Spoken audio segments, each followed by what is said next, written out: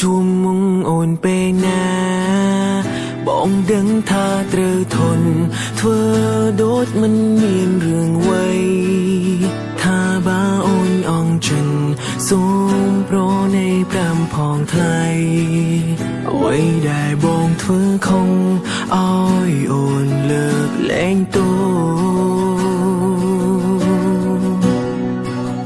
អ្វីដែលបងបានដឹង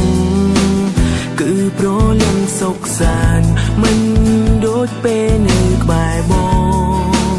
ព្រមគេជានាងថ្មីដែលរូបពិសេសអូនបងចំណែកឯរូបបងសូមជួបជាតិក្រោយរូបបងបានត្រឹមសោកសៅពេលបើឃ្លាឆ្ងាយស្ដាយហើយបងត្រូវខកខ្វាយអងចិនប្រាថ្នាព្រោះតែជីវ៉ាធ្វើ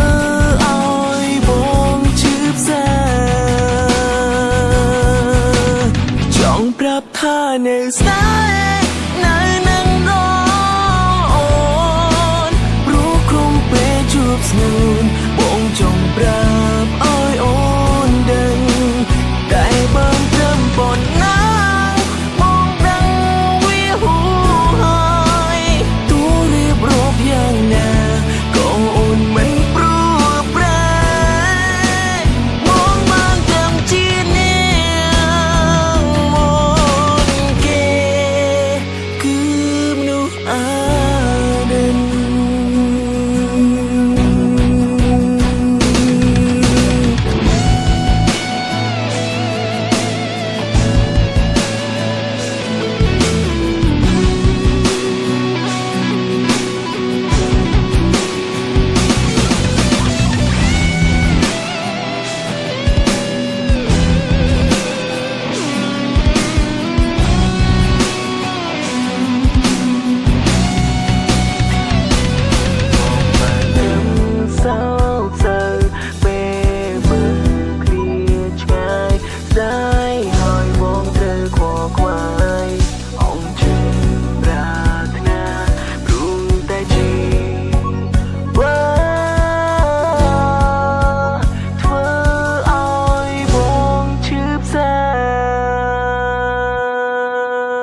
ចង់ប្រាប់ថានៅស្នេហ៍នៅនឹងរ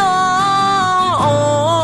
នព្រោះក្រុមពេលជួបស្ងួនបងចង់ប្រាប់ឲ្យអូនដឹងតែបើត្រឹមប៉ុណ្ណាបងដឹងវាហួហើយទូរៀបរាប់យ៉ាងណាក៏អូនមិនព្រោះ